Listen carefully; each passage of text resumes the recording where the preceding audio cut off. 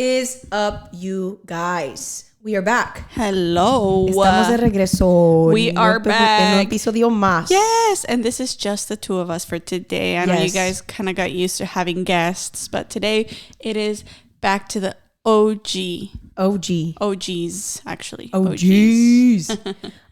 Today we are so beyond excited to be announcing that we have our first company sponsorship, right? Absolutely. We're new to this, yes. so I don't know, but cuando alguien me da algo, quiero llorar, güey. Oh, she was acting like a little girl this morning. She's like, oh my God. I was literally we opened something. so... Oh my God. Literally.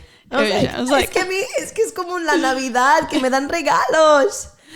So today's episode, we're going to dedicate it to a local company, actually, here based in Sonoma County. Yep. We are so excited. It is Guayaki, yerba mate. Yerba mate is so...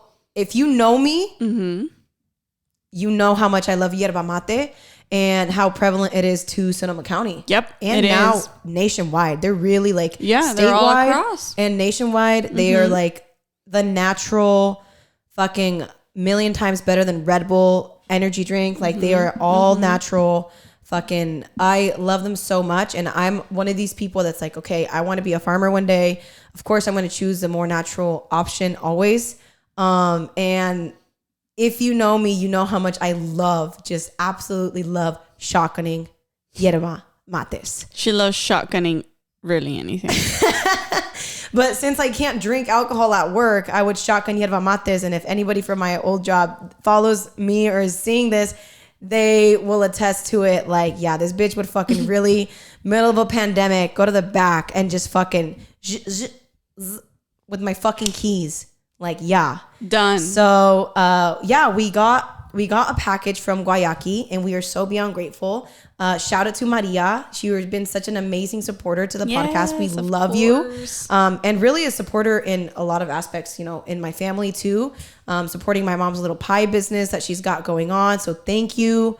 And here we're just all about promoting small businesses. We're all trying to make it, we're all trying to do our thing the best that we can. Hell yeah. So stay tuned because throughout the episode we'll be revealing time, and then we'll definitely be okay, so this is time to reveal something that they gave us. So thank you so much. We really appreciate them giving us all of these little cool items. So to start off, I say we do a toast. So check out these cute mugs. A cute little mug that they sent to us. It says "Come to Life" atrás. And I'm dead. This is killed me. I'm obsessed with vasos para llevar, right? Pero estos vasos, they are so they're so sturdy. Oh my God, I fucking love it. I'm so excited. And for the ones that are just listening to us, they gave us this cool looking mug that it's a travel mug, and I personally own about 2 set of these. Yes. So I absolutely love them, and I love the fact that it's they hit the nail in the head. It's a mug. Yeah, it's a mug. And then it has the tapaderita, so you can take it to go. So and it keeps your stuff cold or warm. It makes you feel like you're enjoying your tecito calientito outside of your house, but you're on the road, right? Yep. And a lot of the times I love just the feeling of tomándome mi café with my mug, right? Me tomándome too. mi cafecito with my mug. And honestly, here we are. So Fucking this awesome. Is a yerba mate mimosa. Mimosa. So we actually did a little bit of an invention this morning.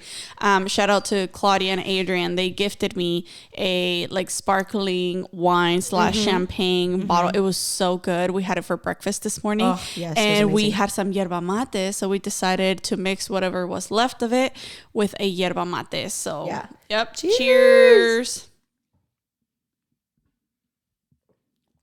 Oh my goodness. Oh my. That is fucking fire. That is so good. You guys, OJ is overrated. OJ is overrated. Honestly, you can make a mimosa out of a lot of things. You want to start your day? Try mixing one of these with champagne. That's really good. Energy, upper and a downer. Yeah. You know how. Stop playing with me. Start your day right. And start your day fucking right. Exactly. Awesome. So, para el reporte político de pendejos, we don't really have anything that's like too major out there. We already have a new president. We already, we know who's in office. The only thing that I would say, le hablé por FaceTime at Joe. I don't know if you guys have heard the new Snapchat filter where you can FaceTime Joe.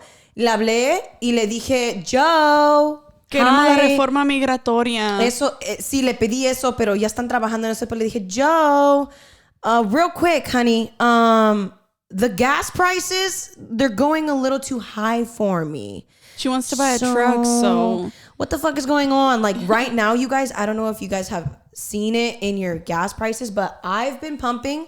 Usually, I have a Honda Accord. It's a 4-cylinder, not a V4. Okay, I'm learning. Sorry. So, it's a 4-cylinder, not a V4. Okay, he just said that. It's a 4-cylinder, and I usually pump $45, $47.50, you know, and I fill the tank with $45.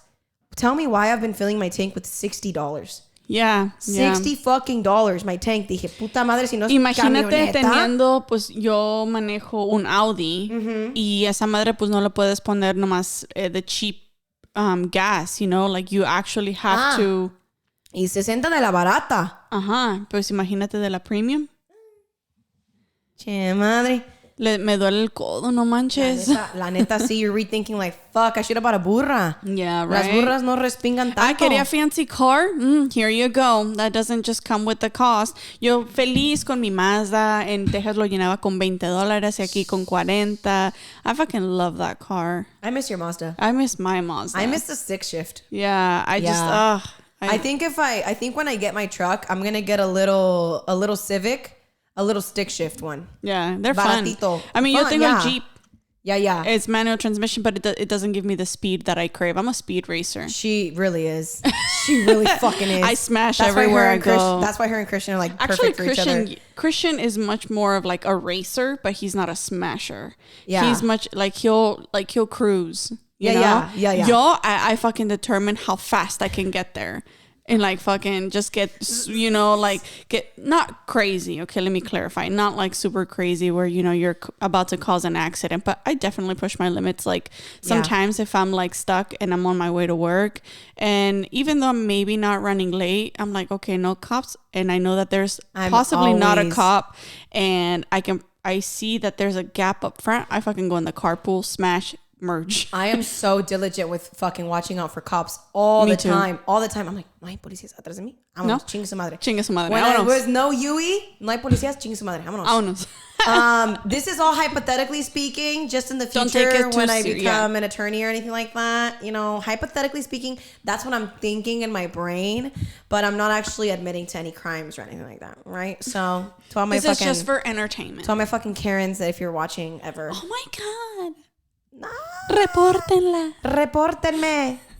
hijos de su pinche madre para que vean cómo les va. Y para la farándula, pues sabrá Dios qué anda pasando ya. Que supuestamente la J-Lo, she had called off the wedding. I don't know. That may be old news. I just found that out and I'm just you guys, to be honest with you guys, we've kind of been like, fuck farándula when we're going through our shit. You know, because like, we're just fuck like, that. Like, who cares? Like, we don't want to give that time and energy. Exactly. Yeah, we have too much energy to invest into our fucking problems. Last week, well, so today's Saturday. We're filming today. We were supposed to film on Thursday. I called Michelle, pre-mental breakdown. Got to Michelle's house. I was like, can I come over? Mental breakdown. And we could kind of touch on that a little bit. But our subject for today is going to be, I say it kind of laughing because I go through these phases. Michelle, you really helped me through that moment. You know, Good. I was really struggling with what I was going through, and I can kind of touch on it a little bit. But that's why we're filming on a Saturday and not on Thursday, and we're not dropping on Friday because ya pasó. But we appreciate you guys for staying tuned, staying thank you so up much. to date with us, because we fucking love you guys and we love being here. It's very therapeutic for me. I'm gonna be honest with you. Accomplishing this podcast is very therapeutic for me. And maybe I need to seek help in terms of getting a therapist or something like that. Pero I think that I'm doing what I can with what I have. And this is what I have. And every now and then you just need a break. And maybe you don't have the best day. So this is why we're here. But we know you guys are patient. You guys are lenient.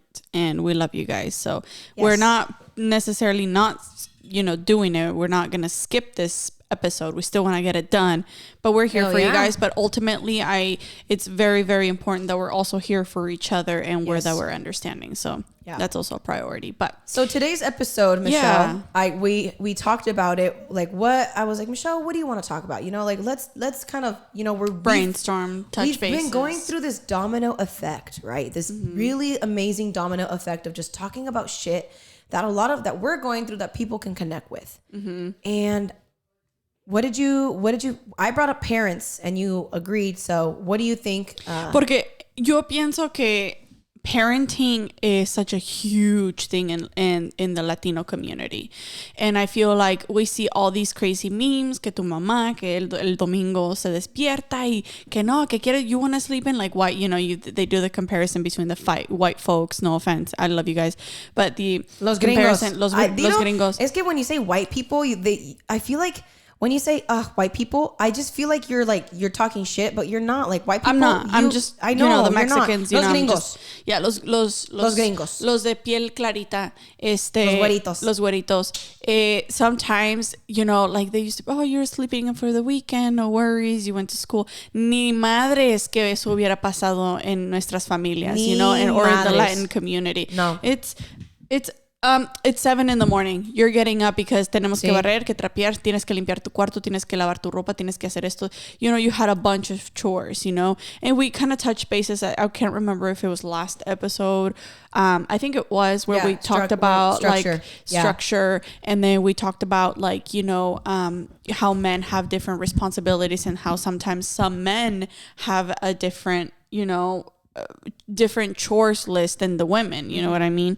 So it's kind of different, but ultimately at the end of the day, it comes down to the parenting styles. Exactly. And we were talking about like how parents are completely entirely different, with us, our generation, and even the new generations that are now our friends, our relatives are having baby because our age group, we're in that gap, between adolescence and like actually mature adult, but it's the time where they're actually having babies and what kind of parents they're going to be, and I'm actually excited to see what kind of parenting styles they're going to adopt. You guys, because we were raised so strict. Yeah. And what's fucking fascinating to me, I'm just thinking about it like, bro, we're not going to be our parents, bro. Yeah. We're going to be really different. We're going to be different. And I'm at a point in my life where it's like, I don't want to change my parents. Fuck that. You can't change people. You can't. I'm 24 years old and I've realized I can't change anybody. I got to respect and love everybody. And if people don't reciprocate that energy, it's on me to either allow that energy to continue in my life or remove it. Or, work with what I kind of have, Yeah. But my parents, like right now, recently, I'll give a little backstory, but I want to talk about kind of like that growth check that I've had with my parents recently. Yeah. And difficulties. Give us in about like take 1 minute to explain like your back story with your parents. 1 minute go. My parents are Catholic. They're preachers. They're religious. My dad was lost in his 20s. Then he found himself, found God. Empezó a predicar, very conservative, very religious. We were raised strict, raised like that. A lot of people can connect with that and resonate with that. Growing up, I kind of always obeyed my parents. Always. Siempre era media rebelde, pero not to a very bad extreme. Not to a crazy extent. I went to college. I did my thing. I moved back home with my parents because I miss them and I love them and I love my family. Moved back home. Pandemic hits. I have to be home. It gets really toxic. They're like, I wasn't good enough. They expected a lot more of me. They wanted me. I feel like they were like, first of all, their treatment between men and women was different. That bothered me. That created a toxic energy for me. I wasn't healthy mentally at that point. Yeah. I got out. We went to Mexico. I got rejected from law school. We came back. That traumatized me. Pretty much caused me PTSD because I was like, what am I going to do with my life? Right. Then I came back, didn't know what the fuck I was going to do with my life. And then I decided to move out. And that was 9 months ago. I moved out, moved in with my sister. And then here we are, and the relationship has been only getting better ever since I moved out. That's good. Like the first month, it was fucking hard for them because my dad didn't even know. My dad was like, "What do you mean you left? What do you mean?" We got evacuated, bro. Fuck. That was like my way out. Yeah. Like we got evacuated because of the fires. When the fires happened, we got evacuated. Bitch, I packed up everything I owned and I put it in my car. How sad is that, right? Everything I own fits in your car. It's not sad. It's actually good because it says I don't have a lot of shit. Minimalist. Pobre. Minimalist. I'm a minimalist. JK, I'm fucking poor. No, but in all seriousness, I wrote down, I wanted to break down a couple of things before we jumped into like more deep and personal, because I feel like I want to break down the actual juice of it. Yeah. And then we can start to talk about and kind of go from there. I went to school for psychology. I don't have my degree yet. I didn't finish it because to me, school is not necessarily an importance. We actually had this discussion because I mean, if you're going to be a doctor, anyways, we can talk about my belief in school in a different setting. We can talk about I love education. I love learning. Yes, but I love going to school, but I don't think a degree is necessary. Sucks dick sometimes. It really sucks dick because depending on where you're getting your education, it fucking sucks. Yeah. And that was the mental breakdown that I had with you. Yeah. And we can talk about that next time. Like next episode. I think that's going to be a really good discussion. Good, loaded podcast. My beliefs about like education and all that stuff. Because I believe that you need to go and get educated and you need to go to college and stuff like that and invest in yourself. But so in my classes, I took psychology and criminology, right? So in part of psychology, you have to learn about child development, okay? And in psychology and child development, they work hand in hand. As you're learning things, you learn about the 4 parenting styles. They kind of intertwine between each other. And I don't know if you know what the 4 parenting styles are. So this is going to be news to you. Yes, I love this. I love learning. There are 4 different types of parenting styles in general, okay? And you learn this in psychology. The first one is an authoritarian, which means authority, right? Mm-hmm. Their beliefs is about obedience. It's about discipline, punishment, and they're very much strict. They follow everything to the T. They follow the rules without exception. So there are no exceptions. This is what it is and this is what you must do. And even when you decide to question it, there is no valid reason given to you. Not that there isn't one. It's just given to you. It's not given. And oftentimes they just say, because I say so. Like, that's it. Like okay, this kind of sounds nothing. Like my parents. And they're not interested in negotiating because their focus is obedience. Like, it's about discipline, right? And I want to jump back. I'm going to explain the 4, and then I'm going to jump back on the effects that actually creates on children and adolescents and how it impacts you in adult life, okay? So the next one is kind of like where I want to be, like my goal is authoritative, basically. And for this parenting style is a little bit more creative. It's about the focus in a positive relationship between you and your child. You enforce the rules. However, you put a lot of effort into creating and maintaining a positive relationship with your child.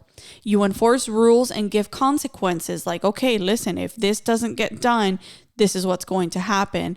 But you also take their feelings into consideration. Like, okay, like they want to take that risk. Okay, fine. These are the consequences, but this is what's going to happen. And you kind of still let them go through the process. But you still enforce the rules, right? This is literally so that is how I want to parent my kids. Me too. Exactly. That is literally how I want to do. Because that's how I wish I could have been parented. But it took me being parented in an authoritarian setting to realize that I want to be parented I want to parent like that. Wow. Yeah. Authoritative. Okay. Yeah. And then they validate their children's feelings while also making it clear that adults are ultimately in charge. So I think that's key. And they invest the time and energy in positive behavior to avoid behavioral issues. So they don't necessarily, not that they don't punish you, because of course they do a pretty good job about what's going on? Oh. Me está pegando champán. Le está pegando el champán. Es que para la cuarentena nomás. Para el pinche Lent. How do you say Lent? Cuaresma. Para la cuarentena. No mamen. Esta culera nació en México, creció en México. Hey, you know what? I've been here longer than I have in Mexico, okay? Chill out. I've been here my whole life. Damn, what is my excuse? Fuck. I'm sorry. It's okay. We still love you, Michelle. Yeah, she was going a little cuckoo with her hair. You're still a Mexican citizen. I am. Did I scratch you? You did, but now there's a marking of you in my hand. Anyways, so now the other parenting style. Yes. Oh, so basically they say they validate. We were talking about authoritative, and they validate their children's feelings while also making it clear that adults are ultimately in charge, and they invest time and energy in positive things because, they believe in preventing bad behavior. So they enforce the good behavior, and when bad behavior is done, that's when they may enforce the rules, right? And then there's the third one, which is permissive. And all of us know a permissive parent that you're just kind of like... Cuenta. Oh, no, cuenta qué es. God. Cuéntanos qué es. So permissive is they don't enforce the rules. Basically, they don't give a fuck. Okay. The kids will be kids is their excuse. So they do whatever. They're out there making a fool out of themselves. They're throwing tantrums. They're doing whatever the fuck they want to do. Para no tener que hacer nada, pues qué hueva, ¿no? Because kids are going to be kids. They could talk back to you. They could do whatever the fuck they want. No. But because they're so laid back and so permissive, kids will be kids, and they're going to be lenient. So you basically set the...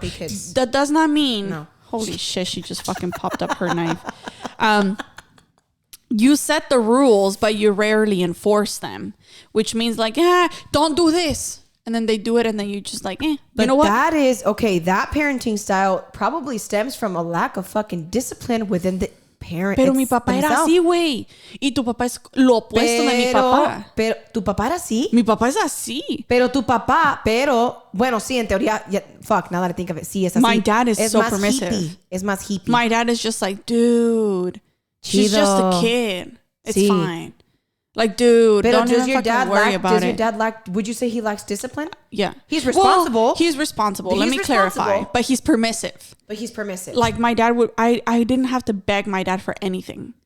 But there's something about, now that I think of it, there's something about your dad that it's like, okay, but es sangre liviana. Por eso te digo, he's permissive. It doesn't mean that he doesn't care.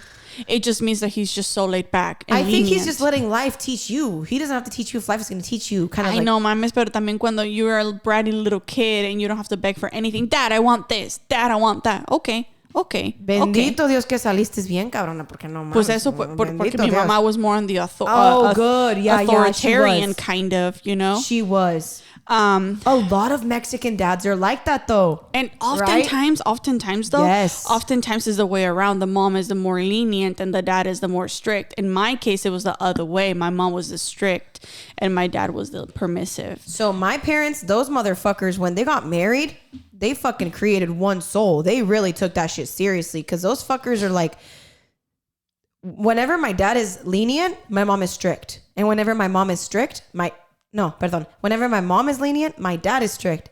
And I'm like, do you motherfuckers take turns? Like, what the fuck? Really, I'm serious when I say this. Like, and it's happened to me in so many situations. It's like, Mom, I thought you were cool with this last week, and all of a sudden you're pressed about this. And my dad doesn't care. Like, you're making my dad care about something. It's because sometimes I feel like we don't know what happens behind closed doors. You know, like if you're lenient about, that's why I want to make sure that when I have my kids, like, okay, your mom and I are going to have a conversation, and then we'll let you know what our answer is. And then like, ¿Tienes novia o qué? You said, when I have my kids, your mom and I will have a conversation. Well, no, I'm speaking like on your dad's terms. I was like, your mom and I. Pues, ¿sabes qué? A lo mejor, I don't know. Oh my God. Does Christian know? Christian does not know. De la otra. Just kidding. When you said your mom and I will have a conversation, I was like, no. Hold the fuck on. What's going on? You're like, I'm confused. We need to pause the camera. We need to have a conversation. Ya te pegó el champán. El yerba mate con champán. Dude, fucking bomb ass mimosa, yo. Bomb ass fucking so mimosa. Delicious. And then the tropical one, the tropical one, really quick. They have the new 25th anniversary or 60-year anniversary. 25th anniversary. 25th anniversary one. It's like the tropical fusion. Fire with this shit. Fire. Wow. I have to try it. I have one in the fridge waiting for me. We have we're using a tropical one. No, we're using... it's like a fruity one. It is, but we're using another one. My favorite's Rebel Berry. We'll let you guys know. Anyways, so lenient, permissive. Yes, you set the rule, but rarely enforce them. Very little to no consequences, and only step in if there's a serious problem. Which means it doesn't necessarily that you don't care, but there's still like a lot of leniency there. And then the fourth and last one is uninvolved. Okay, you're just like deadbeats. Not involved at all. Basically, you provide little guidance, so you're not even giving guidance. You're not nurturing. You don't give them attention. You're rarely aware of your children's whereabouts. You tend to be very few rules.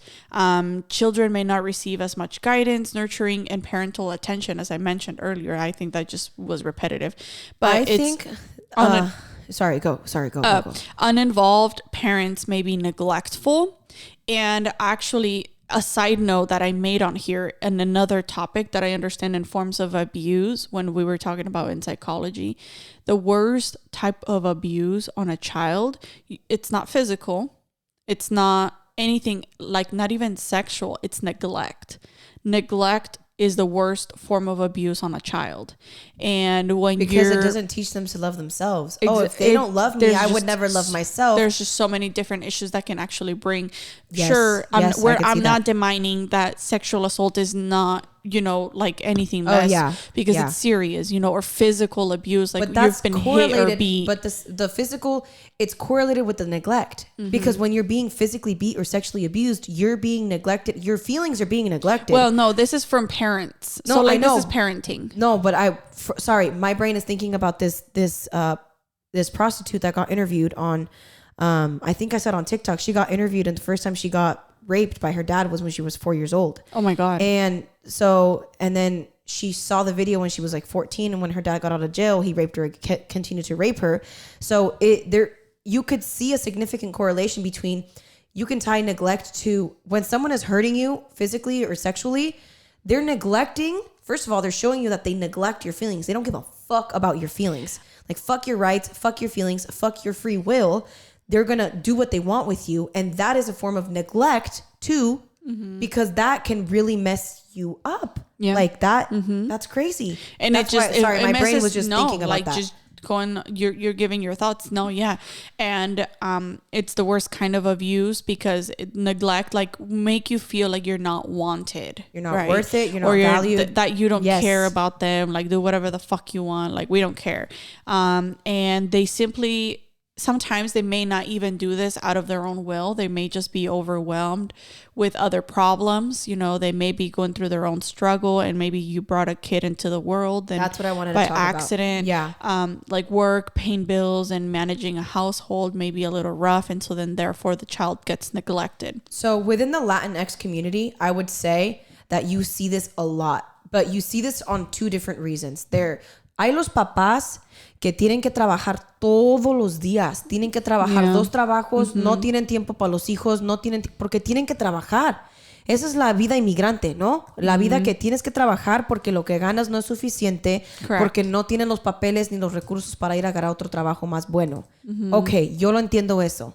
Pero hay muchos que su amor, para demostrar su amor, es por medio del trabajo y del proveer por su familia. Pero también hay unos que trabajan porque no quieren lidiar con sus hijos. Y eso es otra cosa, too. Like, en la comunidad latina yo lo veo. Hay papás que trabajan por no lidiar con los hijos, y hay papás que trabajan porque a huevo tienen que pagar los biles y tienen que apoyar a su familia. Y eso es su manera de demostrar el amor a sus hijos, ¿verdad? Y es bien difícil porque cuando tú creces así en una familia, which is not my case, bendito Dios, it's not my case, pero cuando tú creces así en una familia, yo me imagino, no lo sé de experiencia, me imagino que tú no aprendes a valorarte y no aprendes a amarte y no aprendes a valorar a lo que hace tus papás. You only see, he doesn't love me, he's not here for me, he doesn't show me he loves me. But dude, he's working. Like, he's putting in the work because he wants to provide, and that's how he's showing his there's love. A difference there. Mm-hmm. So I would say that there's a big, en la comunidad latina, sí hay una diferencia ahí. But I feel like they make it where that when they're back home, they make you aware, I'm doing this for you because I love you. Yeah, yo pago todo. Yeah, but they always make you aware. And in this kind of form that like the parent just full on neglects. Like when they're home, they don't give a fuck about you. Like acknowledgement. And there's parents like that too. Yeah, like they just like, oh, okay, yeah, sure. Sus pinches chelas, los amigos, llegan del trabajo, don't los fucking niños bug me. Valen madre. You know? Sus chelas, sus amigos. In my opinion, those are the kind of people that should not be having. And again, this is just my opinion. If you're not ready, because children require a lot of attention, require a lot of your time and a lot of money. So if you don't have any of these, like maybe you should consider perhaps not having kids. But bros, there's a lot of people that don't even think about having kids. They just fucking have them. Yeah. And then the chaka chaka, and then the baby comes out, and then what happens? Just like from day one, they just don't care. Yeah. They didn't sign up to be a dad, but they signed up to have a good time, and chaka chaka, and then this happened. Yeah. It's not that serious. It's not that man. It's not that complicated to understand. But for me, it's like I think our generation, we're very, very, very aware of everything. Bro, we're gonna a fucking human is gonna come out of me. Like I'm gonna raise a human, and we are more like, what is the meaning of humanity type of shit. Yeah. And I feel like our parents, they didn't think like that. Yeah. Right. Yeah. But those parenting styles. Bro, the authoritative makes me want to. I was just some fucking shock because so like I can jump into the effects, right? Go. So like, okay, so now we're going back to the first one, right? This is the strict, the obedience, discipline, super, super strict. Yeah. The effects that tend to cause on children when they grow up in a household like this is they tend to follow rules much of the time, which is not necessarily bad, but also because they're so obedient, that may cost them a price at a later time in life. And I can tell you what the price is. They become followers. Mm-hmm. They become. They don't become leaders. Mm-hmm. They become submissive people, and not only that, they become people that don't value and have self-worth. They say, no, I'm not good enough. I'm waiting for instruction. That is correct. They do not become go-getters. So the children are at high risk of developing self-esteem problems because their opinions aren't valued. They're unsure of their decisions because they don't know what the fuck to do. They may also, they may also show a form of rebel or aggression. They often focus on anger or feel toward on the anger and the upset that they feel towards the parents. So sometimes, that your parents do it from a place of love, but sometimes some of those parents don't show affection and love. They don't tell you why they do what they do. So some kids don't even understand. They just think that they just think that that's how life works. And so they focus 24/7 on the anger and aggression that they feel towards their parents. And the children may grow to become very good liars in an effort to avoid punishment. So these are some of the things that get the effects of having an authoritarian parent. And then, so the effects of having an authoritative parent, on the other hand, is researchers have found that kids who have authoritative parents are most likely to become responsible adults who feel comfortable expressing their opinions. They tend to be more happy, more successful, and they're good at making decisions and evaluating safety and risks on their own.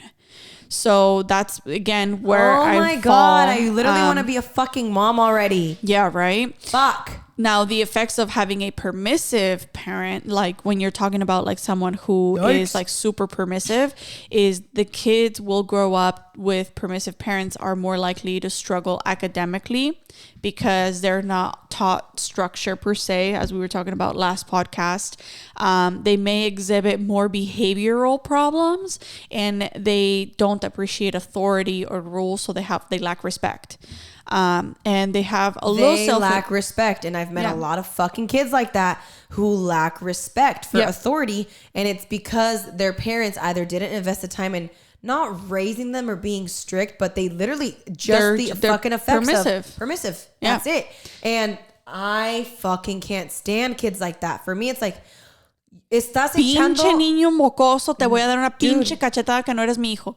Pero Tell la me that verdad, that's the first thing that comes to your brain. Están echando a perder a los niños así. Y no lo estoy diciendo por ser culera, lo estoy diciendo por ser sincera. But I feel like even though like... It's not their fucking fault. I don't fucking blame the parents 100% though. But it's like, what the fuck do you do when you have a kid, bro? And you realize, fuck, I actually don't want this kid, but it's my kid, so I got to take care of it the best way that I can. But I'm honestly kind of lazy, and I don't really want to parent this kid, or I got to go and do whatever you want. I got to go work, or I got to go put me first. It's like, it's a fucked up situation, dude. I mean, there's that's not how it works. Millions of different scenarios, right? Yeah. And we're not here to talk shit about parents or parenting or anything like that. Or judge. We're analyzing parenting styles. And for me, it's like, permissive parenting styles ain't the business. But think about the parent themselves. How were they parented?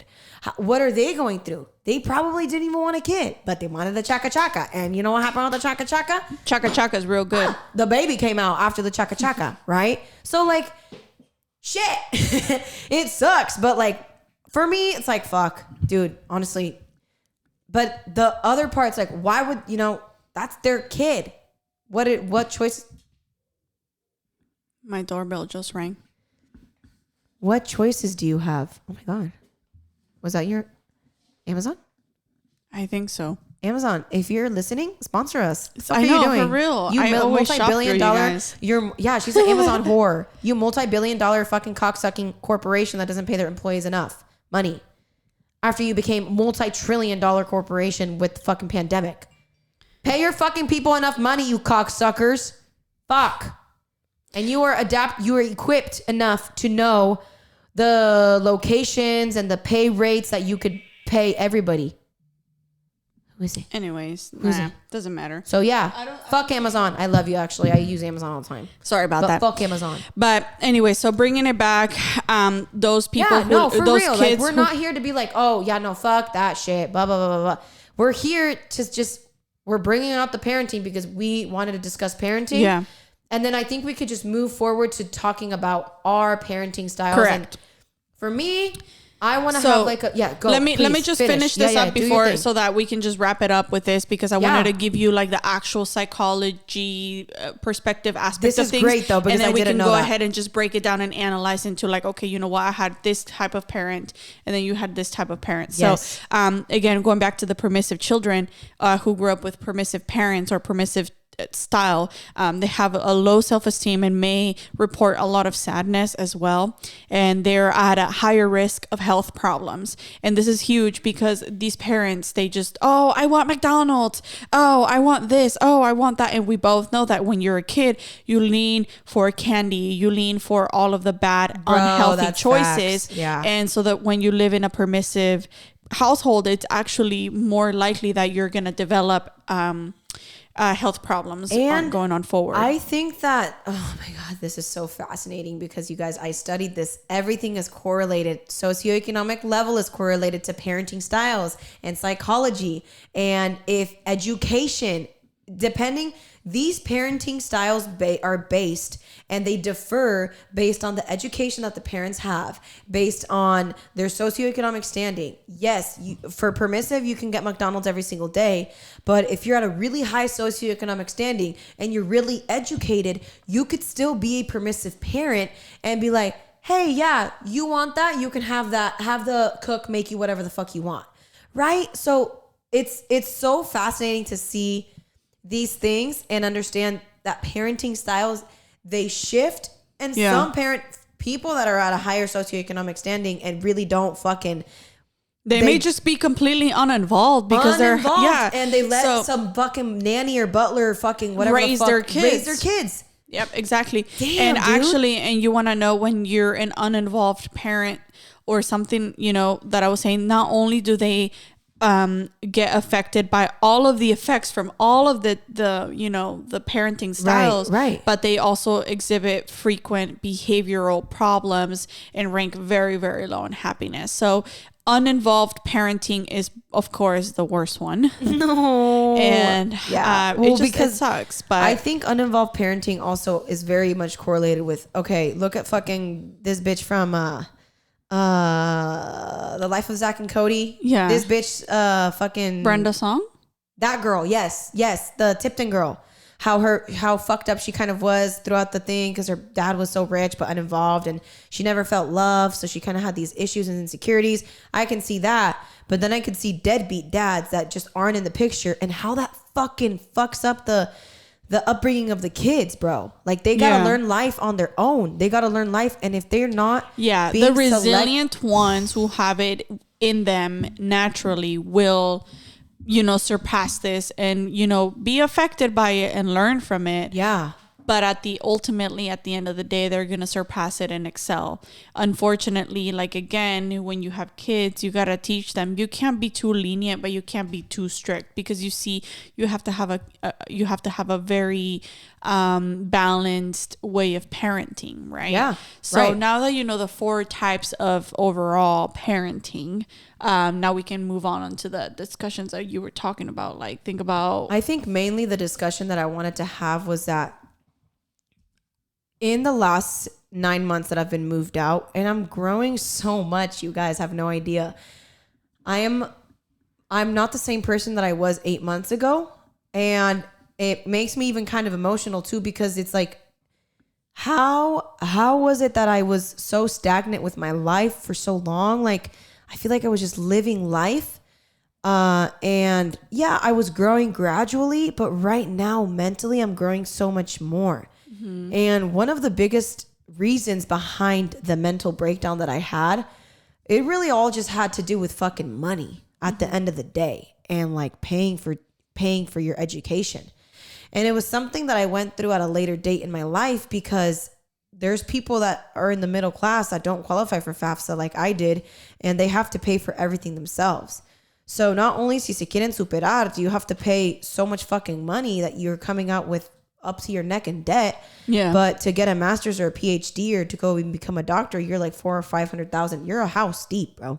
And how do you think this reflects back onto the parenting style that you grew up in? For me, I really struggled with that and me being able to talk to my parents about what I was going through, because when you're growing up first gen, going through the process of applying to law school, getting rejected, and then reapplying, they really didn't understand what I was going through. They understood what I was telling them, but they didn't, and it's not their fault, bro. Understand. It's not their fault. And I think that when I moved out, I love my parents to death. You guys have to know that first and foremost. I love them. I love them so much, and I would never change them or their parenting style. They were authoritarian. Those fuckers were authoritarian. But that authoritarian parenting style shaped and developed the person that I am today, in combination with a million different fucking things, right? But their foundation that they set. But you don't think, though, like, for example, me as an outside perspective, and I just want to give this disclosure. I absolutely love my uncle and I absolutely love my aunt. I love them very much and I'm forever grateful for them. However, there were times that I did think that they were just a little bit too much. They were too much all the time. They've been too much a lot. I fucking love them. I have learned to... When they are too much, I have learned to take a deep breath, take a step back, and walk away. But in your journey, I guess, so that, we kind of put things into perspective, because maybe others are going through what you're going through with this kind of parent. They were fucking toxic. They would like call me fucking 9 times, be like, where are you? When are you coming home? I'm like, I'll be home in 2 hours. Where are you? Like this, that. Like they would like say, your mom doesn't feel good. Like come home. Like manipulative in some aspects. Like your mom doesn't feel good. And it's like, you guys, stop. It's not that fucking deep. For example, like I feel like my mom too, like related in some aspects to your dad, for me personally, not for my siblings. And that's the whole different discussion, because my mom, I feel like she was very strict with me. Yeah. If I came home with anything below a B, I would get my ass beat. Okay. Yeah, my parents didn't do that. But if you ask her today, she says, no, oh my God, you're so extra, you're exaggerating. And I love my mom. My mom is the best. But growing up, that was not the case. Yeah. And for us, that was not. If I were to have elbows on the table, I would get my ass kicked as well. Like I fucking no elbows on the table. So you had to eat like really this. think your mom whooped you more than my mom whooped me. Bitch, I ran from my mom. I didn't give a fuck. Yeah. My mom would, and my mom wasn't really like the chancla thrower. She would kind of fucking, dude, her yell, bro, like a fucking hella scary, like fucking Chewbacca, bro. Like, honestly, cuando mi mamá nos gritaba, that's when we were like, nos vamos a morir. Nos vamos, aquí ya But I think verga. that my mom, I think like my mom was more kind of like your dad, you know? And my mom was always so like, for example, I think one time, I will never forget this. I built a fort. Like, me hice como no sé, like out of like a barrier. I was so happy. We had a bunch of stuff put away underneath my stairs in Mexico, and she was pregnant with my brother, and I built a fort, traje sábanas, I put like a tent, and then like a barrier, puse todas las boxes and stuff like that, and I made a maze to get through with all the other all the other stuff that we had around. So I was so happy. I'm like, mira, podemos entrar por aquí, and then I can hide. And I was so happy about it. And I went and I grabbed, mira, ma, Ben. Oh my God. And don't tell me she like, whooped ¿qué your ass. hiciste? No, un desmadre. She's like, I'm like, sí, ma, mira, ven. And and I remember her seeing, and she grabbed her head and she was like, oh my God, I can't believe you did this. She fucking grabbed me. She started, spanking me on my butt. She pulled my pants down. She spanked me like 3 to 4 times. And she's like, clean all this up. And I didn't understand why. I thought I had built a fort. What the fuck? I thought I had built the coolest thing ever, and I will never forget it. Like, I feel like that was like, I felt genuinely so happy about, what I had built. Damn, bro. And growing up, like I remember being 5th and 6th and 7th, 8th, all the way to high school. My mom never let me go anywhere. Yeah. Anywhere. Like, I remember my friends, when we were 16, they would go to the movies and their parents would drop them off and then pick them up. It was a super normal thing. Yeah. We never went anywhere either. Exactly. Never. Fuck and that. then it's like, oh, you want to go? No, you can't go. No, you can't go. Nunca. Hey, my mom, like my friends have it, an allowance, and they have a curfew. They can come in as long as they're home by 10. Everything's good to go. On the weekends, they're allowed to be out until 12. And my mom would be like, okay, well, you got to be home by 8:30. Yeah, that was me too. Like, my parents, we never really, bro, we snuck out. That'll be a story for another day. Another day. But we snuck out. So we became really good liars with the authoritarian parent. I lie to my parents a lot. I don't tell them now. Now I lie to them a lot less, but I don't tell them shit. Does that make sense? I don't lie to them. She doesn't lie, but she doesn't tell them I don't lie to them anymore, but I don't tell them shit. Be like, oh, where are you going? Con mi novio. Always. ¿A dónde vas? Con mi novio. Because they don't fucking believe that I have a boyfriend, which I don't, but they don't believe that. They're like, no way. So when the damn, Daniel, that's kind of rough. No, okay, you got a boyfriend. You got a boyfriend. All right. No, but like seriously, they pretty much, they were really strict. And to the people that kind of know me, they understand how strict they were. More than anything, because I would always complain to you about them. But what I'm trying to get it with you. I didn't just hear it. I lived it with you. But anyway. You did. She did. Sorry. I forgot you fucking lived. Every step I take. She was literally we grew up together, bro. Yeah. So like she lived everything. Pendeja. I'm an idiot. Yeah, it's because based on what no, bitch. I was there. Along the whole way, I was there. But now that when I told them that I first moved out, I was like, you got to treat me like an adult. And I'm moving out and I'm going to be an adult and I'm going to do my own fucking thing. 24 years old. I don't want to be paying rent. I know I'm like, I should. First of all, I have these high expectations of, oh, you're 24, you're 25, 26. If you're going to school, I'm cutting you some fucking slack because I know how expensive school is. And I know that you can't be making big dough unless you're selling drugs. If you're selling, hit me up because I fucking have to pay for law school. But just joking. I plead the fifth. But what I'm trying to get at is that I feel like it took me moving out, and I've mentioned this before. It took me moving out of my house and making that big girl move of being like, you're going to treat me like an adult or you're not going to treat me at all. Period. Treat me like an adult. I'm not the same little kid. You can't be... They think that parenting es regaño. And that's what my fucking parents piensan. Que si para ser tus papás, a huevo tienes que estar haciendo algo mal y a huevo te tienen que corregir. Y más aparte, I think that also when you're an adult, there is no such thing as you're an adult. No. Unless you're married. Unless you're married. Unless you're fully married and out of the house. Mi hermana se casó. Nunca le volvieron a decir nada. Sí le dicen a veces opiniones, pero casi no le chingan. Nada. Yo le dije, yo no voy a esperar a casarme. Yo ya les dije, yo no voy a esperar a casarme para ir a tratar de comprarme una casa o independizarme. No puedo porque ¿quién me lo garantiza? Nadie. Y con lo cabrona que soy, menos. O sea, yo, like, seriously. No, you should always be. Eso, doesn't matter, man, female, doesn't matter. Because some men are lazy.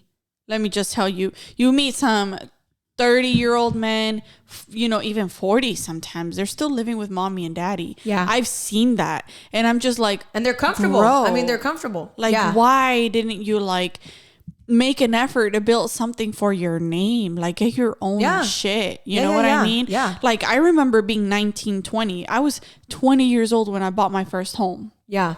And I'm on my second home. I'm 20. By the age of 25. Yeah. I was on my second home. I'm 26. I'm already thinking about my third home or fourth home, you know? And I'm not saying this to like, here I am. No, I'm just saying like, I always had that desire to do better. Now I didn't do it alone. And she did. She did have a desire to do better y superarse. And her circumstances and your resources that you had and your life and your path, it allowed for that, for you to do that. Correct. Which was, amazing and a blessing and awesome. And it's motivating to me. Y yo pienso, okay, well, I didn't do it alone. Would I have done this if I would have, like, let's say I didn't move out. Different situation. Different situation. No, I stayed home.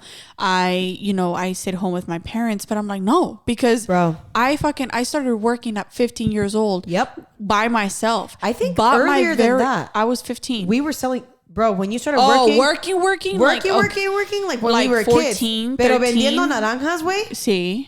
Vendiendo naranjas, I have pictures when I was a baby. They would make us bag oranges before and we then went to they would school. leave us on the side of the road during the summertime. Our parents, bitch. No, I'm not saying it in a negative light. No, I'm saying like they would leave us on the side of the road. Fat fucking crime, though. During the summer, like, hey, you want to make some money for, whatever. Yeah. You can just go here. Sell They're going to $50 a day. Exactly. Sell and then you get for $3 a bag. $50 a day. Yeah. And then I used to be like, kids, though. Fuck yeah. $50? Hell yeah. Yeah. And then we used to be like, and some days were bad and some days were good. Yeah. Sometimes I'm just like, this is all I sold, Mm-hmm. Like some people would buy some days and some people, they...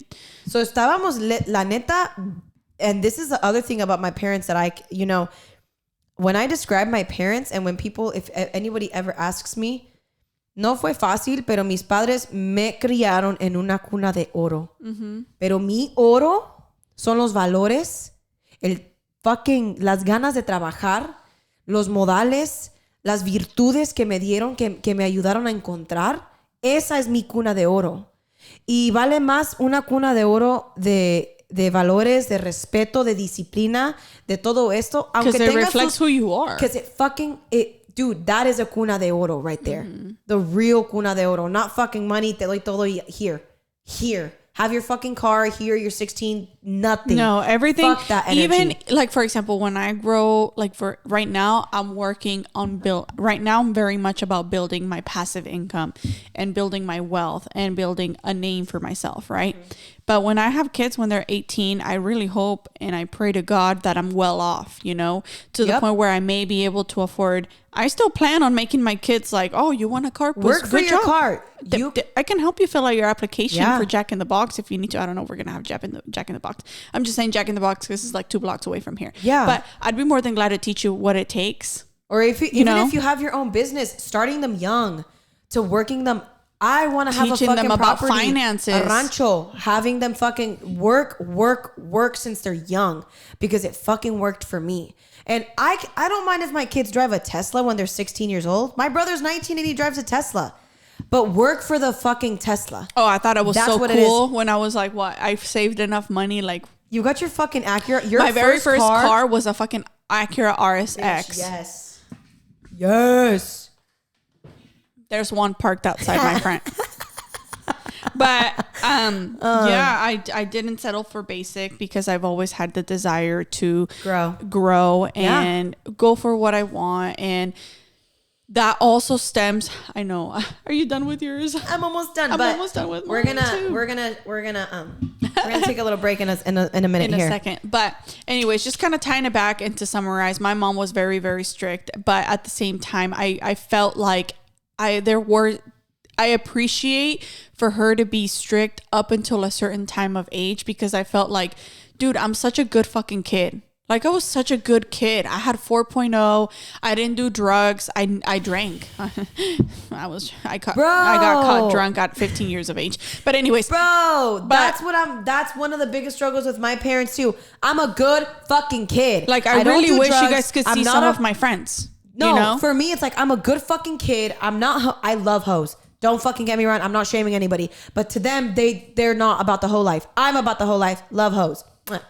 Love you all. Do wish you, I was honey boo boo. But they were like, fucking always like, no, you got to do this, and that. It's like, motherfuckers, you should be appreciative. We're a blessing. Yeah. I've told my mom and dad you could do with your life. You could do with your life whatever it is that you want. And I will always respect you because why? You're a human being and you want to go and do drugs. Listen, as long as it's not harming others, like your consequences aren't harming others. Yeah. Do whatever it is you want. And if I love you for who you are and if I want you in my life, I want you in my life. But I'm saying back in high school, like some of the friends that you think you have are like your peers, your high school buddies. No. And sometimes they're not the best influences, but they're your friends. You know what I mean? So I'd come home and then like I could say no. There were many times where an opportunity came, even as a good kid, even as my parents were as strict as they were, and even if the opportunity came and I was like, no, I'm not interested.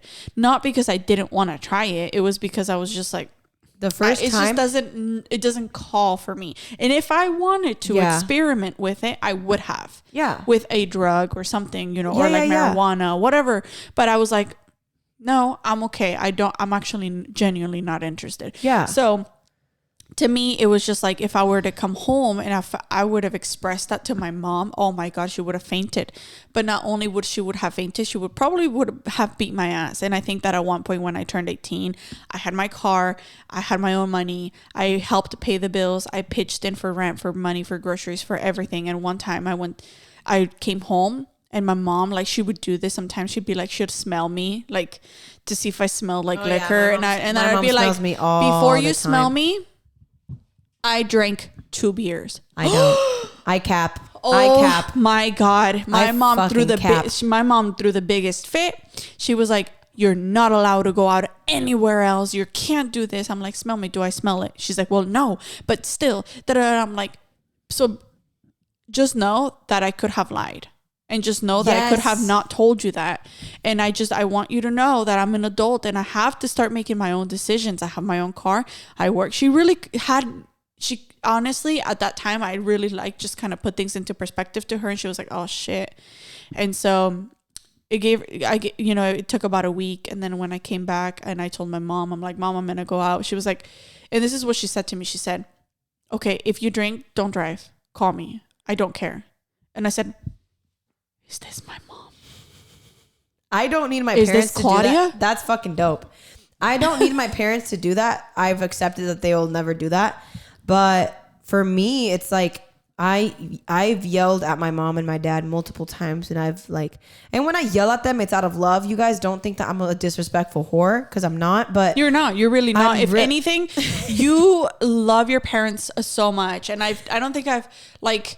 Everybody's parents are, in their own way. And oftentimes it's very easy for someone to turn around and say, I don't like you because of this. Al contrario, you turn around and you say, you know what? These are some flaws, but I love you so much. And I'm so thankful and I'm appreciative. Yep. And honestly, like I said, I love your dad. Your dad is not my dad. You know what I mean? Yeah. Your dad is just my tío that I love so much regardless. Yeah. And when I'm at his house, I always respect. So again, just because I don't agree sometimes with a lot of the things, but I'm at his house, I respect. Yeah, facts. And I will love your dad unconditionally, no matter what. You know what I mean? Like oftentimes I'm like with Christian, I don't understand why they are so fucking like this. But dude, for me, I'm learning how to love, you guys. And through this growth process, I'm learning how to love. And not everybody knows how to love. Some people just assume that because you have feelings, you know how to love somebody. But when you truly know how to love somebody, there are so many conditions with my parents. And I could choose to fucking talk about those conditions for years. But I choose to love them unconditionally. And to shed light in the positive. And always shed light in the positive. What they taught you, who they are. Yeah. And for me, and one of the things that I have that's a very beautiful thing that I feel like a lot of Latinx members do not have with their parents is la confianza. Mm-hmm. Yo tengo la confianza de gritarle a mi mamá y decirle, la estás cagando. O sea, la están cagando. And that's crazy. Some people like, no mames, Tita. I will fucking say it. La están cagando. Escúchenos. Entiendan nuestros sentimientos. Hay que hablar. You almost like forced that to them. I forced the fucking confianza. Because I'm like, ma, hay gente que ni habla que les habla de usted form. I get that cultural that cultural norm. Because some other people don't have like what you have, you know what I mean? They just kind of live with that strict parenting where they just lie and tell them everything else, because if they were to tell them the truth or how you really truly think, it would have been a slap in the face. Don't fucking say that ever again. And like, I'm not going to hear you out, period. But for me, I'm forcing that confianza because I'm working on being the most authentic person that I can be with them. I'm done lying to them. When I was like 16, 17, I would fucking lie to them all the time. I'm done lying to you. I'm going to tell you the truth. You want to be my fucking friend? Cool. You love me? Cool. Then let's be friends. And I told my mom and dad straight up to their face, we're a fucking privilege. We are. You're 5 fucking kids. They're all in school. They're all going to graduate from college. They're all superándose. They all have goals, dreams, and aspirations. None of them do fucking heavy drugs. I love to drink. I'm not going to fucking cap. You guys don't want to accept it. Don't accept it. At your time, maybe you will. Yeah. But I was like, to drink you are privileged as a fucking parent to have us. And maybe some people are like, wow, she's so arrogant. She's so cocky. No, they fucking truly are. They're amazing kids. Like if you really understood our fucking siblings, our family dynamic, we're the fucking people that show up at a party that we were invited to, and we fucking set up tables and chairs, and we make sure that everyone's eating, and we make sure that everyone's being served. Ofrecidos, like acomedidos, not ofrecidos. We're acomedidos y somos servidores. That's what we fucking are. Yeah. That's what my parents raised us to be. And when it frustrates me cuando se emputan con nosotros, because it's like, no, you're having, you're too privileged. Calm your bitch ass privilege down. They don't see what they truly have, and sometimes it really takes them maybe going elsewhere and seeing how other kids are. My little sister moved the fuck out. She moved out and she's been resilient. She's held it fucking down paying rent in San Francisco. She's been fucking resilient and she's been out there. She demonstrated to them, I am that fucking bitch. Yeah. I am your daughter. You should be proud that you raised me the way that you did. And I'm not fucking coming back. Because it took me moving out too. I busted my ass, my sweat, and my tears, and everything. Like, I'm always home, bro. I pay rent, but I'm always in Grayton. Always. And it's fucking crazy. Like, people are like, wow, you're stupid. Like, don't do that. Like, why are you paying rent if you don't have to? Fuck that. I'm being true to myself. I said I was going to move out. I said I was going to grow. And I said I was going to be an adult. Me voy a quedar. Le voy a atorar lo que yo dije porque es parte de mi crecimiento. Mm-hmm. And I was like, fuck, I kind of want to move back because, I work here. My life is here. My family's here. They've changed. They're adapting. My mom has had deep conversations with me. I'm going to treat you like an adult. They've changed. It helped them that I moved out. And it helped that I had this open line of communication. But I'm not coming back. I can't, dude. I fucking can't. Because you're... Okay, so I actually wanted to share this, but I follow this guy on social media. He's from Mexico, and I think he's from Mexico City. And he's really good friends with Sebastián Rulli and his girlfriend, which is the girl who does. They're really good friends, and he shares something about, like, you know, in the Latino community, we have this misconception of like, oh, es que mis papás, es que mis padres, es que no, güey. Es que tú eres tú una persona y tú no eres responsable de tus padres. El deber de tus padres fue porque ellos te quisieron tener, te criaron hasta un punto en donde ellos te criaron, you know, they raised you, they had you, they were responsible up until a point. But after that, you go and you do you and you build you, because the greatest gift that you can give back to them is to build yourself and to be the better and the best version that you could be of you. To be better than your parents. Correct. My dad has told me that multiple times. Yo no quiero que sean como yo. Quiero que sean mejor que yo. Quiero que logren cosas mejor que yo, que alcancen sus logros mejor que yo. And that's what I'm working towards, to be better than them. Not because I am better than them. Me getting an education, it's a privilege and a blessing. Yeah. But I'm like, oh no, they're like so beneath me. No. But I'm striving to be better than them because I want to be a better parent to my kids. Yeah, exactly. And then it says something, and then he mentioned somewhere along the lines of like, we live under this misconception that like after we reach a certain age until we're married, then we go out of the house and then we do this. It's like, no, man, you got to build you regardless, because you got to build the best version of you in order for you to offer that to your partner. Facts. Because when you're still living under your parent, like you still don't know how to be a mature adult. You still don't know how to do a lot of things. That's why I moved out. That's why a lot of marriages fail. That's why a lot of, you know, because you're so like traditional and so old school, you didn't actually get to know who you truly are, that you get to know who you are as you're building. Now, if you meet the right one, of course, and you're resilient as a couple and you commit and then you're fully committed to one another, then I'm not saying like, oh, it won't happen, you know, because I was in those shoes, you know what I mean? But what I'm also saying, it's like, if that does not happen to you, you still got to go out there and build you. Don't expect to become an adult by finding a partner and getting married. How do you know that Don't expect that. Yeah. Like, how do you know? How are you going to learn to make your own decisions if after you turn 18, you're still being dictated by your parents? If you're still being told married and then you're being dictated by your partner. Somebody else. Not because your partner's dominant over you, but because you're a union now. You don't know how to make decisions. Like, you've never actually lived out there and lived your own life for you to understand. Sean putas. Vivan su vida. Sean putas. Be a bad bitch. That's my motto. Like, I'm a bad bitch. No, si no I'm a quieren bad ser, bitch. I'm a bad bitch. Si no quieren ser putas, no sean putas, por favor, porque luego van a decir no, que hay muchas enfermedades allá afuera. Luego van a decir que yo las mandé a ser putas, pero yo nomás dije pues que si querían ser putas.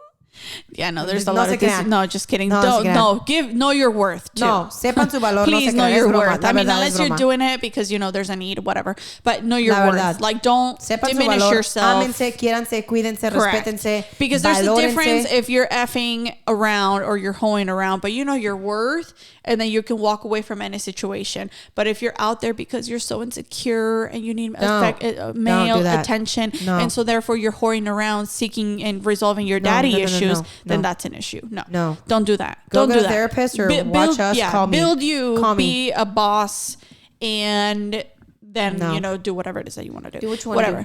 I don't judge. Again, that personally wouldn't be me, but again, I love hoe. You do you. I love hoes. You know, again, do you, honey boo boo. I'm from the hoe political party. She'll be an advocate. Hoes are resilient bitches, bro.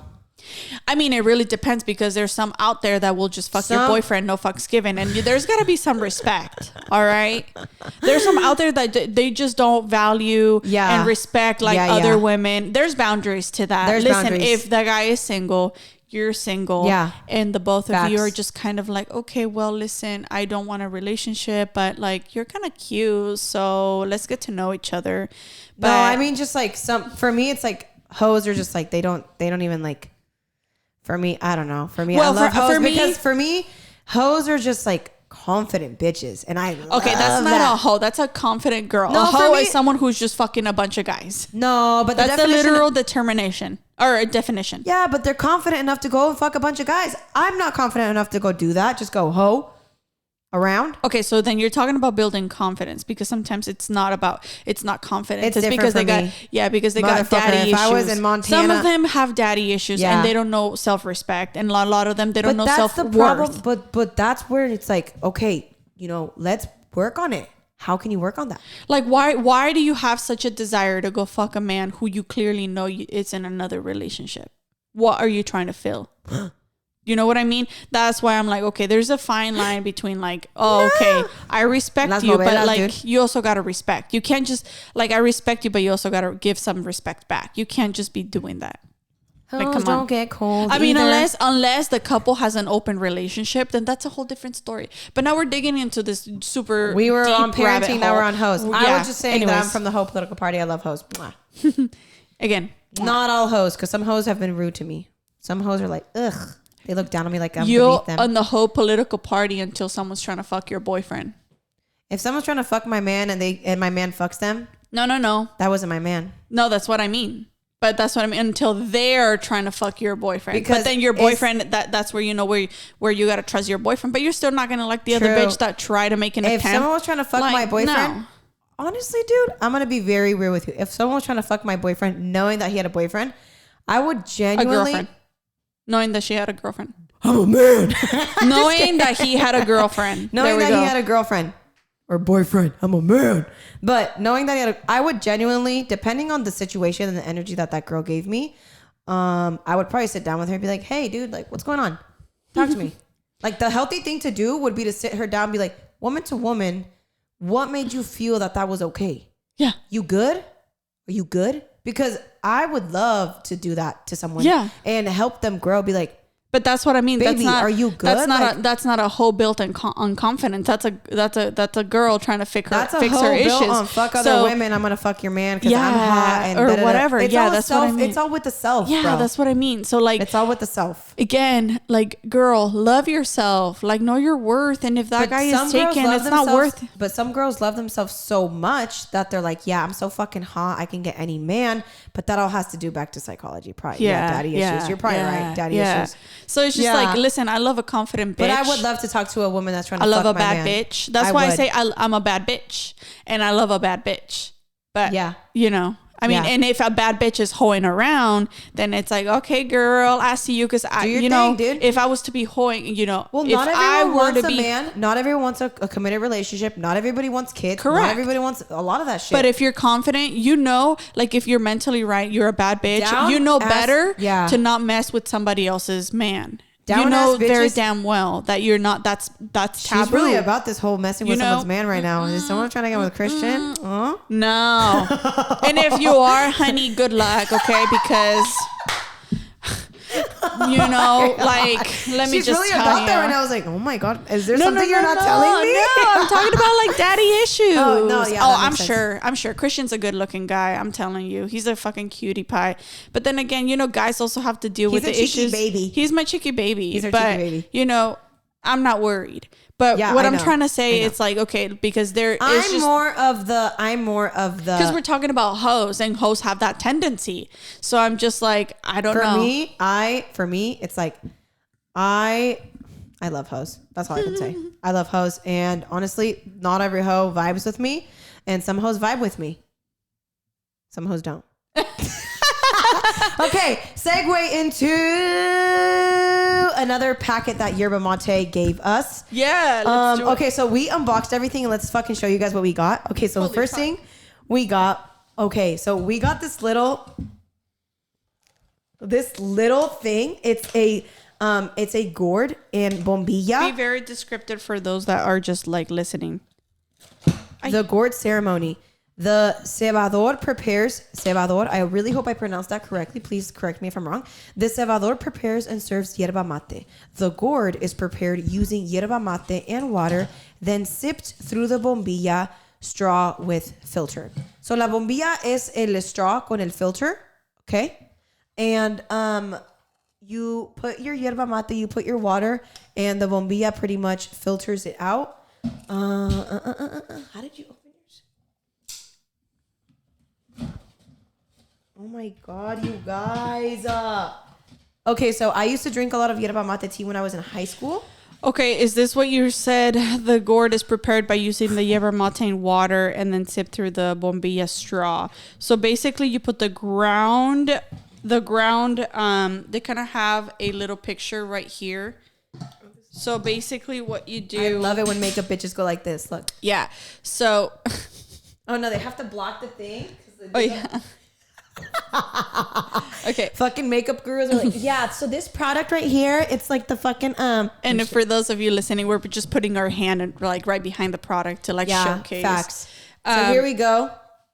Yeah, so this is basically what's showing. You put the ground stuff and then you add water and then you sip through Hot water, of course, porque and then you sip through this. This is what. Can I borrow your straw now? I put my mouth on it. I don't care. It's okay. I'm fully vaccinated. I just want to show. It's kind of like a scoopy thing, but it's got some like shark. You know the little like things that they have on the side. It it kind of shows that in our packet, in our care packet, we got our tea. So we got tea, and it's gonna go in our little thing. This is, you guys, when you drink this shit. I don't know if, for me, maybe it's that I'm going through it, but there's something so beautiful about connecting to nature and drinking this at the same time. Like, this is the type of shit that you want to take when you're on a hike. You have your hot tea in the morning if you're camping or anything. You wake up. Oh, there's the signature. And you have your hot. Somebody signed it. Who's B? Is it BQ? Oh I don't my know. God. Maybe the creator? These are.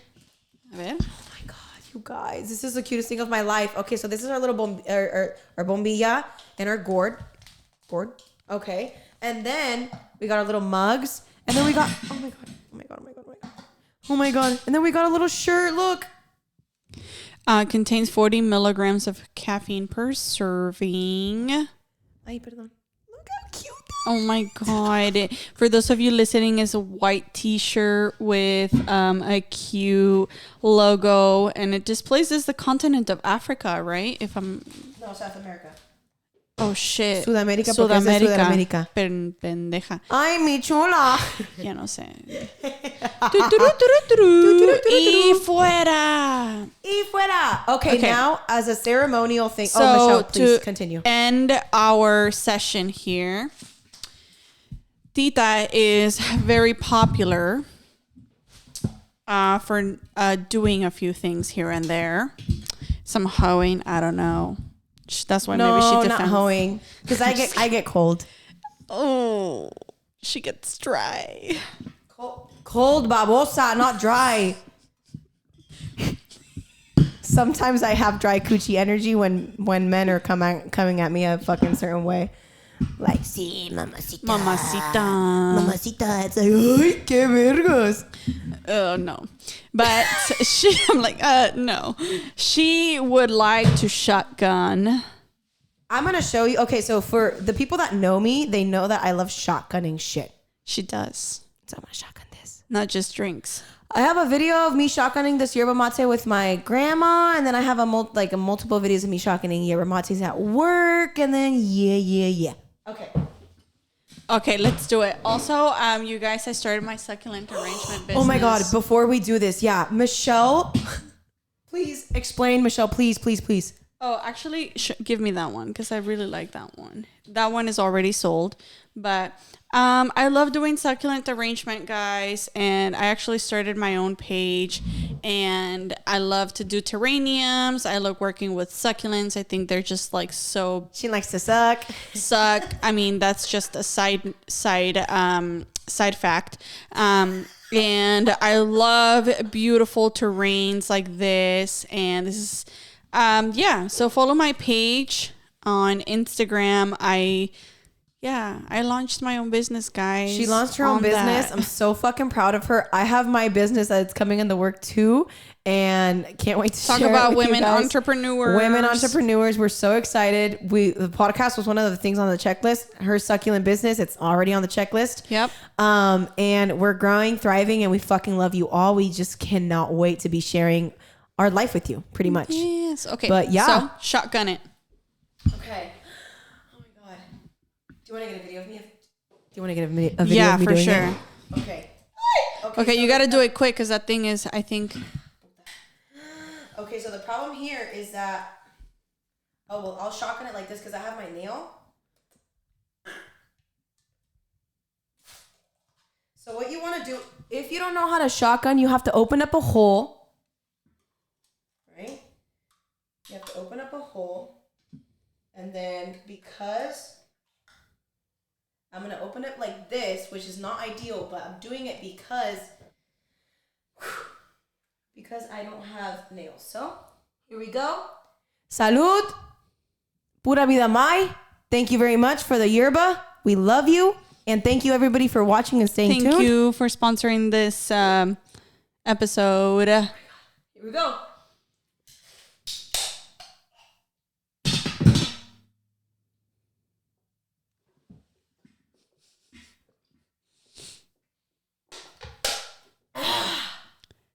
Wow. That was fucking tasty. I love shotgunning these things because when I was at work, I would... literally need to do it really fast to drink my yerba. And secondly, when you shotgun a yerba mate, your calf, dude, bro, the fucking te pega. Mm-hmm. The energy, te pega. So, anyways, guys, that's me doing my thing. Thanks, Peach.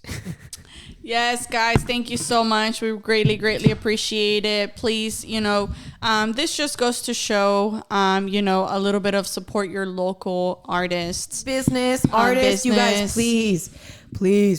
If you haven't yet followed Michelle on Instagram, we'll link the fucking Instagram down below. Yep. Support locally owned. Thank you so much for sending this out to us. Yeah. Yes, we're fucking so excited. We love yerbas. I just can't believe we are here. It's our first sponsorship, right? So which means we're making it. We're doing this, guys. We're doing this. We're doing slowly okay. but surely. Yeah. Slowly but surely we're doing this. I'm beyond obsessed. Beyond obsessed and grateful for this. So thank you so much. Thank you. Shout out to our prima. Love you so much. Thank you.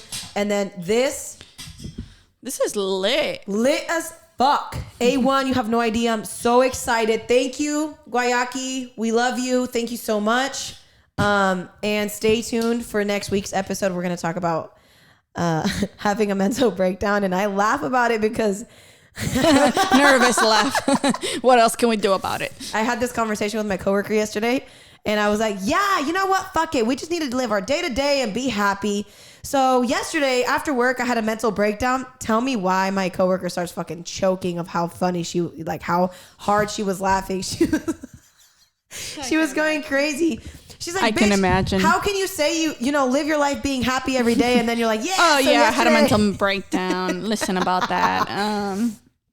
So anyways, thank you so much for being here. We really appreciate it. Yeah, and we do. We love you guys. Cheers, Michelle. Mwah. Oh, yes, me acabó. Oh, y me queda poquito.